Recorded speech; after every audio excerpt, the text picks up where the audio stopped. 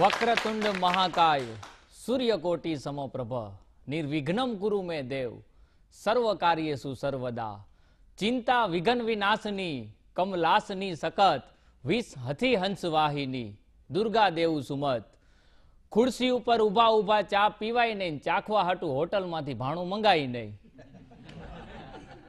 અને વાતની વાતમાં મિત્રને ઠપકો દઈ દેવાય પણ ઊભી બજારે ઘરવાળીને વાંદરી કહેવાય નહીં. કોઈ દી ટ્રાય નહીં કરતા, નકર પરિવારમાં જેટલા વાંદરા હોય ને એટલા ગણાવી દે. અને આ જગતના ચોકની માલિપા કંઈક યુવતીઓ પેન્ટ પહેરતી થઈ ગઈ પણ ભાયડાથી કોઈ દિવસ ઘાઘરી પહેરાય નહીં. રાજકોટ દૂરદર્શન દ્વારા આયોજિત આ સુંદર મજાનો કાર્યક્રમ રંગ જમાવો, જેમાં અહીં ઉપસ્થિત તેમજ ટેલિવિઝન દ્વારા જે દર્શકો નિહાળી રહ્યા છે તે તમામને ચંદ્રેશ ગઢવીના જય માતાજી. કાર્યક્રમની શરૂઆત મારા કાકા દાદુભાઈ લાંગા કવિ નિર્લેપના શબ્દથી કરું કે એ મિલનની મજા જ કંઈક ઓર છે, એ મિલનની મજા જ કંઈક ઓર છે કે જે દિવસ વાતાવરણ આપણી કોર છે. અને આ અજવાળું તો આ રંગ જમાવો કાર્યક્રમનું છે, બાકી આમ બહાર જુઓ તો અંધારું ઘનઘોર છે. બહુ એવા ઓછા કાર્યક્રમો થાય છે કે જે પોતાના સહપરિવાર સાથે બેસીને માણી શકો. એમાંનો આ એક કાર્યક્રમ એક વખત મારા તરફથી રાજકોટ દૂરદર્શનને જોરદાર તાલીઓથી વધાવો. અને કેળ જાણીને રખે ક્યાંય બાથ ભરશો તો બધેય કાટાળા થોર છે. કેળ જાણીને રખે બાથ ભરશો તો બધેય કાટાળા થોર છે. રામ જોવા મળી જશે ક્યાંક ખૂણે ને ક્યાંક ખાચરે, બાકી રાવણ તો ચારેય કોર છે. આવા વાતાવરણમાં હું તમે જ્યારે શ્વાસ લઈ છી ત્યારે હાસ્ય કરવું અઘરું થઈ ગયું છે. માણસ અનલિમિટેડ ટેન્શનમાં છે. જો હાસ્ય જરૂરી છે, થોડુંક તમે દ્રષ્ટિ કરો તો હાસ્ય મળી રહે. અહીંયા કાર્યક્રમમાં આવતો હતો તો એક રિક્ષા જોઈ તો રિક્ષામાં પાછળ લખ્યું હતું કે ન પિયર ન સાસરે, આપણે તો હનુમાનજીને આશરે. આને મોંઘવારી ન નડે. અને હાસ્ય એટલે વાસ્તવિકતાની વેદનાઓમાંથી જિંદગીના સુંદર રસ્તાઓ શોધવાની ગુરુ ચાવી એટલે હાસ્ય. હાસ્ય જીવનમાં જરૂરી છે સાહેબ. અને એમાંય આ મોડર્ન જમાનો, ટેકનોલોજીનો જમાનો, ફેસબુકનો જમાનો, વોટ્સઅપનો જમાનો. વોટ્સઅપના જમાનામાં એક ફાયદો થઈ ગયો, આડી લાઈન વાળા બધા ઓનલાઈન થઈ ગયા.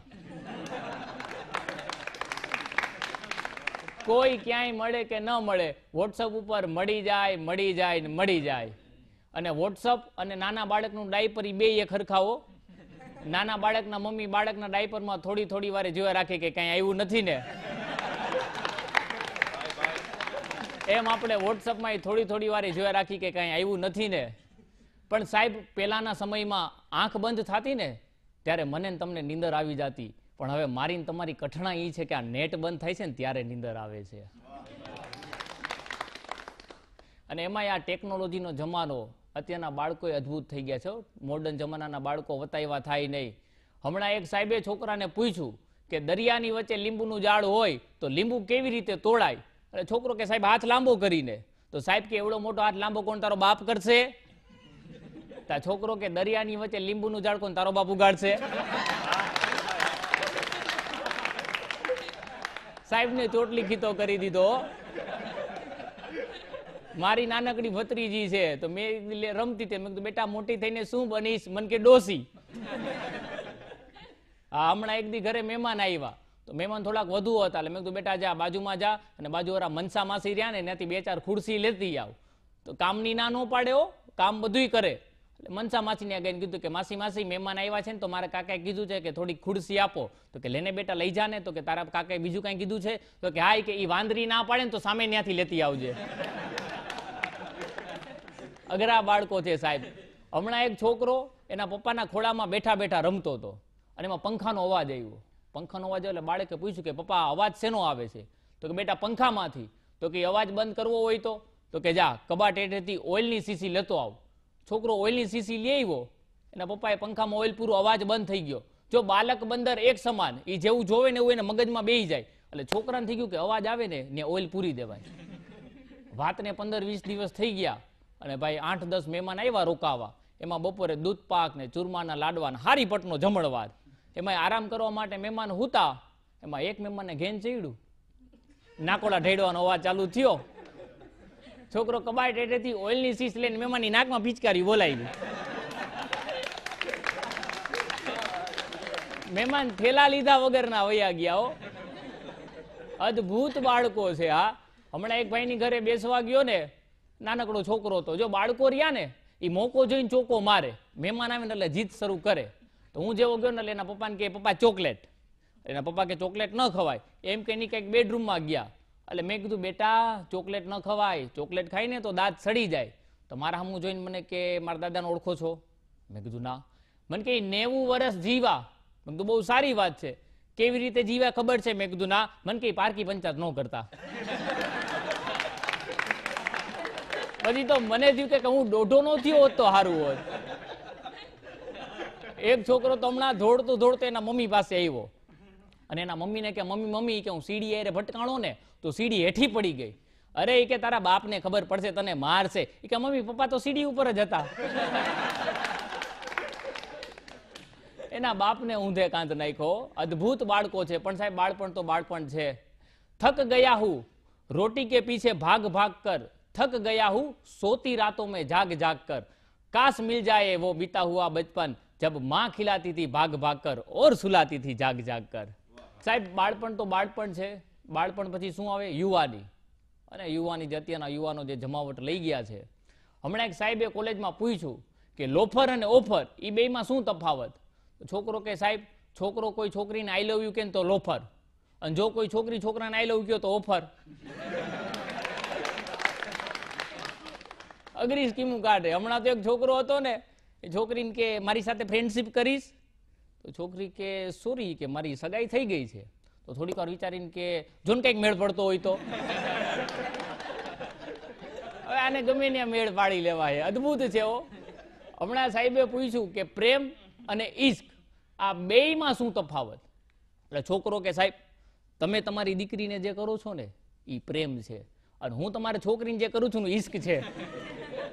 સાહેબે છૂટા ડસ્ટર નું ઘા કર્યું કે મારા બેટો મારી ઘરે જ માથું માર્યું. અઘરા બાળકો છે ભાઈ ને યુવાનો. હમણાં એક છોકરો બજારમાં હાઈલો જતો હતો અને એમાં એને ઠેસ વાગી ને તો રોડ ઉપર ગધેડો હતો ને એના પગ પાસે જઈને પડ્યો. તો 2-4 છોકરી નીકળી તો એને એમ થયું કે કઈક મસ્કરી કરું. તો છોકરીઓ કે મોટા ભાઈને પગે લાગો છો? તો ભળનો દીકરો હુતા હુતા કે હા ભાભી. હા તું અમને ગધેડાને ભાઈ બનાવી દો તો અમે તને ભાભી બનાવી દઈ. અઘરા છે સાહેબ, અઘરા છે જુવાનો. હમણાં એક છોકરો પરીક્ષામાં નાપાસ થયો એટલે એના બાપા એને ગગલાવતા હતા. એ કે કીધું તું કે ભણવામાં ધ્યાન દે, કોઈ દી ધ્યાન દીધું નહીં. ના જો સામે વાળાની છોકરી 90% લઈ આવી તો એને પપ્પાને કે પપ્પા કે એની સામું જોવા માર્યું એમાં જ નાપાસ થયો. પણ સાહેબ યુવાની તો યુવાની છે. જીગર પંડ્યા કવિ જમિયત જીગર પંડ્યાના શબ્દ યાદ કરાવું કે આપ માનસોમાં કે આપનો જમાનો છે, આપ માનસોમાં કે આપનો જમાનો છે, કંઈકનો થઈ ગયો અને કંઈકનો થવાનો છે. સાનમાં સમજવા વાળા સાનમાં સમજી જાજો કે જેમની જુવાની છે ને આ તો એમનો જમાનો છે. અને જુવાની પછી યુવાનોના લગ્ન થાય, પતિ થાય, પછી પતિ જાય. પણ સાહેબ લગ્ન કરવા જરૂરી છે. કોઈ પૂછ્યું કે લગ્ન શું કામ કરવા જોઈએ? કોઈ છોકરો બજારમાંથી આયલો જતો હોય તો પૂછે કોણ આયલું જાય છે? તો જવાબ આવે કોઈ યુવક આયલો જાય છે, કોઈ છોકરો આયલો જાય છે. એવી રીતે કોઈ છોકરી બજારમાંથી આયલી જતી હોય તો જવાબ આવે કોણ આયલું જાય છે? કોઈ છોકરી આયલી જાય છે, કોઈ યુવતી આયલી જાય છે. પણ સાહેબ તાજા પૈણેલા બે માણા આયલા જતા હોય કોઈક પૂછે ને કોણ આયલું જાય છે કે બે માણસ હાલ્યા જાય છે. સાહેબ, માણસ થવા માટે લગ્ન કરવા જરૂરી છે. અને લગ્નનું અને વીજળીના તારનું બેનું એક હરખું હો. તો વીજળીના તાર રહ્યા ને ઊંધા દેવા તો ધડાકા થાય, હરખા હોય તો જ પ્રકાશ પડે. એમ લગ્ન જો ખોટી વ્યક્તિ એરે થઈ જાય ને તો તરત ખબર પડી જાય, પણ સાહેબ યોગ્ય વ્યક્તિ એરે લગ્ન થાય ને તો આખું જીવન કેવી રીતના સુંદર રીતના પસાર થઈ જાય ને એની આપણને સાહેબ ખબર નથી પડતી. હમણાં એક ભાઈ જ્યોતિષ પાસે હાથ જોવડાવવા ગયા. જ્યોતિષ હાથ જોડા ગયા, જ્યોતિષ હાથ જોઈને કે મોટા તારી ઘરવાળીના જે ધન લાભ છે. તો નિમાણો થઈને કે સાચી વાત છે મહારાજી, કે હું આજ મારું પાકીટ ઘરે ભૂલી ગયો છું. અને રાત્રે ઘરે જઈને જોયું ને તો હનુમાન દાદાનો ફોટો વધ્યો તો બેને પરચુરણ નહોતું મૂક્યું. મારો ભાઈબંધ હે ધવલો, હવે કોલેજમાં ભણતા 6-7 વર્ષ પછી ભેગો થયો અને કોલેજના દિવસો યાદ કર્યા. મેં કીધું શું બાકી ધવલા જીવનમાં શાંતિ? મને કે શાંતિ, કપાડિયા કે લગ્ન થઈ ગયા હે કે મજા નથી આવતી. મેં કીધું કામ? મને કે તારી ભાભી કે સારું રાંધી નથી ખવડાવતી.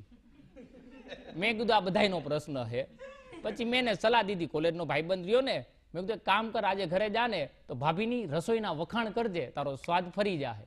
તો આને એમ થયું કે ઈ ટ્રાય કરું. ભાઈ ધવલો ગયો ઘરે, થાળી આવી, રોટલી તોડીને કે ભાઈ ભાઈ આવી રૂમાલ રોટી ક્યાંય જોઈ નથી. એ રોટલી તોડીને શાકમાં બોડીને નાખો કોળીઓ મોઢામાં. તો કે આ હા હા હા હા, આવો કાઠિયાવાડી ટેસ્ટ ક્યાંય જોયો નથી. અને દાળનો ઘૂંટડો ભર્યો. તો કે આ હા હા, અમૃત જેવી દાળો. સાઉથમાં ગયા તા ન્યાય આવી દાળ નહોતી. આ તો રસોડામાંથી છૂટા હાણથી તાવીથાના ઘા આવ્યા. કે લગ્નને 6 વર્ષ થઈ ગયા હે, રાંધીને ખવડાવું કોઈ દી વખાણ નથી કર્યા. આજે તબિયત ખરાબ હતી ને બાજુવાળી રીટા આવીને રાંધી કે વખાણ ચાલુ કરી દીધા.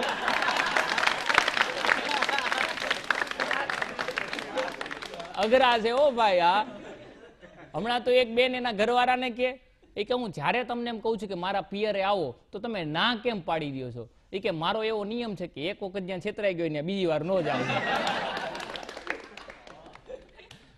એક ભાઈ એના લગ્નનું સર્ટિફિકેટ 2 કલાકથી આમ જોતા હતા.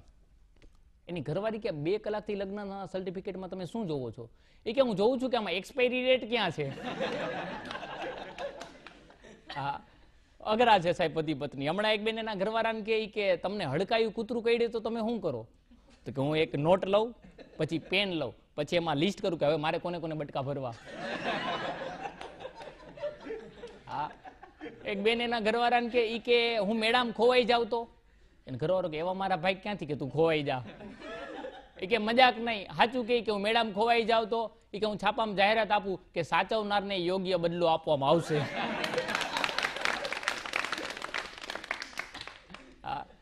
એક પતિ પત્ની હમણાં મંદિરે ગયા ને દર્શન કર્યા ને એના બેનનો પત્નીનો પેલા વારો આવ્યો દર્શન કરવાનો. તો એને હાથ જોડીને ભગવાન પાસે માંગ્યું કે હે મારા નાથ, હાથ જન્મમાં આને જ મારો પતિ બનાવજે. ઓલું હું ટ્રેન કરવો ન પડે ને, પેલા જન્મથી ટ્રેન થઈ જાય. એ બેન દર્શન કરીને નીકળ્યા, એના પતિનો વારો હતો, એને હાથ જોડીને કીધું હે મારા નાથ, આની અરે મારો છેલ્લો ભાવ હોય. હવે કેવો એનાથી કંટાળી ગયો છે સાહેબ. અઘરા છે પતિ પત્નીની મજા છે. હમણાં એક બેન કીધું કે હું જ્યારે કે ગાવાનું ચાલુ કરું છું તો ત્યારે કે તમે ડેલીની બહાર કેમ વયા જાવ છો? તેનો ઘરવાળો કે આજુબાજુ વાળાને એમ ન લાગે કે હું તમને મારું છું. ઘર ભંગવી નાખે. હમણાં એક હેન્ડસમ યુવાન, એકદમ હેન્ડસમ યુવાન મંદિર પાસે ઊભો હતો અને બાજુમાંથી એક છોકરી નીકળીને અને યુવાનને જોઈને મોહી ગઈ. યુવાન પાસે જઈને કે આઈ લવ યુ. છોકરો કે આવા સંસ્કાર છે તારા મા બાપના? કેવી જગ્યાએ ઉભા છે, મંદિર જેવી પવિત્ર જગ્યાએ ઉભા છે ને આઈ લવ યુ વાળી થાસ? આલે આ ચિઠ્ઠીમાં કંઈક લખીને કીધું, ચિઠ્ઠી આપી. આલે આ ચિઠ્ઠી, આની અંદર ભગવાનનો મંત્ર લખી દઉં છું, દિવસમાં જ્યારે ટાઈમ મળે ને ત્યારે વાંચજે, તને સારા વિચારો આવશે. છોકરી ચિઠ્ઠી લઈને હાલતી થઈ, આગળ જામ ચિઠ્ઠી જોઈને તો અંદર લખ્યું હતું કે બુદ્ધિ વગરની મારી ઘરવાળી મારી પાછળ ઊભી હતી.